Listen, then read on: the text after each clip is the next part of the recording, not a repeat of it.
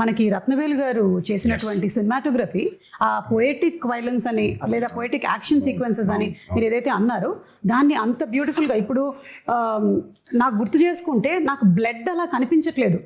It's all very okay వీళ్ళ మధ్యలో గొడవ జరుగుతుంది, క్యారెక్టర్స్ ఉన్నాయి అని అంతే పోయటిక్ గా ఉంది. సో రత్నవేలు గారికి హ్యాట్స్ ఆఫ్ అండి. ఐ మీన్ ఎస్పెషలీ వాటర్కి వచ్చినప్పుడు when you're using VFX it's actually the toughest. Water creation చాలా టఫెస్ట్ అసలు. వాటర్ క్రియేషన్ చేసినప్పుడు దాన్ని కరెక్ట్గా లైట్ చేయకపోతే దొరికిపోతాం. అల్టిమేట్గా అందరికీ తెలుసు అది విఎఫ్ఎక్స్లోనే చేశారు అని, బట్ తెలియకూడదు. అంటే ఒక 5 నిమిషాల తర్వాత మనం ఎంత తలుచుకున్నా మనం స్టోరీ పుల్ చేసేస్తుంది కాబట్టి యూ ఫర్గెట్ ఇట్ కంప్లీట్లీ. మనకేంటంటే వెన్ యూర్ డూయింగ్ విఎఫ్ఎక్స్ చాలా న్యాచురల్గా చేయగలిగాను. అందుకే చాలాసార్లు అంటాను పాపం విఎఫ్ఎక్స్ని బాగా హైగా వాడుకుంటే ప్రొడక్షన్ డిజైనర్కి పెద్ద పేరు రాదని.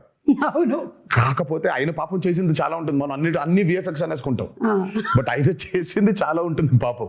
వాళ్ళ బోట్లు వెళ్ళి వాటర్ అంతా ఆయన క్రియేట్ చేసింది. ఇప్పుడు ఆ వేవ్ అంతా ఆయన క్రియేట్ చేసింది. దూరంగా ఉన్న వాటర్, ఇంటరాక్షన్ లేని వాటర్ క్రియేటెడ్ కానీ మిగిలినంతా వీళ్ళ బోట్స్ వెళ్తుంటే వేవ్స్ కూడా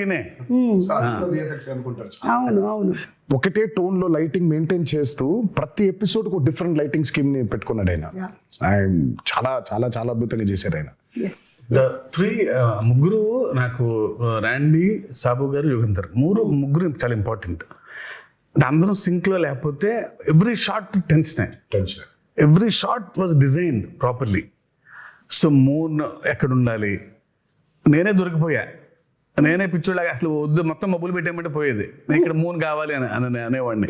సో ఇప్పుడు సోర్స్ ఆ లైట్ కరెక్ట్గా వేయాలి ఆయన, మూన్ లైట్. యా, అండ్ వాళ్ళ ముగ్గురు Yugandhar till the last minute every shot అందరు ఎక్స్ట్రాడినరీ.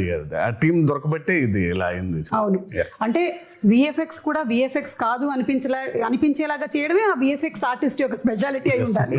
లేదు అంటే అదేదో సినిమాలో పెట్టినట్టు అదేంటయ్యా పులి చాలా ఒరిజినల్ గా ఉంది, నువ్వు చేసినట్టు ఎలా తెలుస్తుంది అని అంటే అలా అయిపోయేది. So everything is so very well aligned. So అందుకనే అంత బ్యూటీ ఆఫ్ ద ఫిల్మ్ మనకు కనిపిస్తుంది. తెర మీద కూర్చున్న ప్రతి వాళ్ళకి, తెర ముందు కూర్చున్న వాళ్ళకి it's an experience that it is haunting అనమాట. ఇప్పటికీ కూడా నాకు చూసి ఐ థింక్ రిలీజ్ అయిన రోజు చూశాను, ఆ తర్వాత నుంచి కూడా it's still haunting me every sequence. ఇంకొకటి దావూదీ సాంగ్ పెట్టలేదు ఎందుకు మనకి? ఇప్పుడు ఏమైనా యాడ్ చేస్తారా? యాడ్ చేసే ప్రయత్నం అయితే ఉంది, కాకపోతే దానికి సెన్సర్ ఫార్మాలిటీస్ ఉంది. అదే మనం ఇష్టం వచ్చినట్టు యాడ్ చేసేసుకోలేము. సో సెన్సర్ ఫార్మాలిటీస్ ఉంది, అండ్ పైగా it's not 1 language, it's 5 languages outputs కదా. So censor takes time. Daavudi పాట తీసేయడానికి it was a collective decision అండి. నాది, శ్రీకర్ ప్రసాద్ గారిది అండ్ శివది. సినిమా చూస్తూ ఉంటే కథ చాలా సీరియస్గా travel మొదలైపోయింది.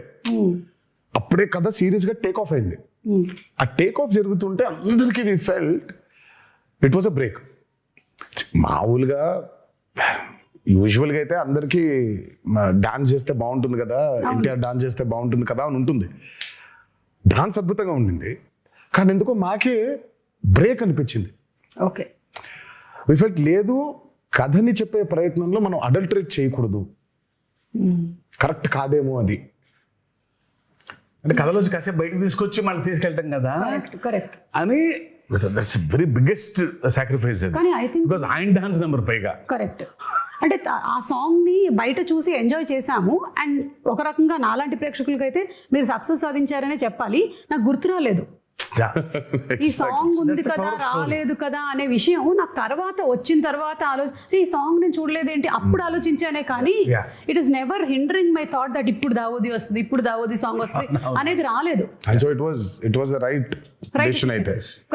The right decision absolutely. Obviously because ప్రేక్షకులు ఎప్పుడు ఆయన డాన్స్ ఆడటం అనేది వాళ్ళ సినిమాలో వాళ్ళ భాగంగా ఫీల్ అవుతారు కాబట్టి, సినిమా అయిపోయిన తర్వాత కొన్ని రోజుల తర్వాత సార్ ఆ పాట కూడా చూడాలని ఉంది అనేది డెఫినెట్గా ఉంటుంది ఆ డిమాండ్.